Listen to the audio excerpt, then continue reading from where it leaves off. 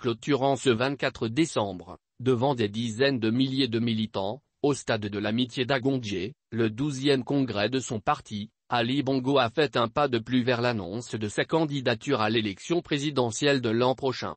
Camarades, je ne suis pas sourd. J'ai entendu le message. J'ai parfaitement entendu vos appels, vos nombreux appels concernant l'élection présidentielle. Ces appels, je les prends comme un témoignage de confiance, un signe, mais surtout d'amour, a déclaré à la fin des travaux le numéro 1 gabonais.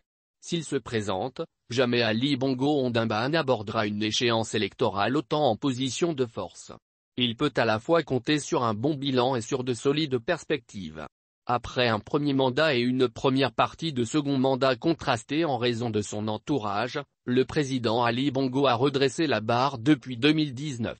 Il s'est attaché les services de nouveaux collaborateurs, mélange d'expérience et de jeunesse, animé par une éthique de travail différente et un souci plus marqué de l'efficacité.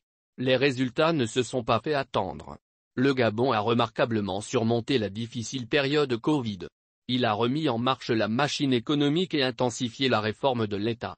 La dette publique, qui avoisinait les 80% du PIB, il y a quelques années, est attendue en 2023 par le FMI à 55%.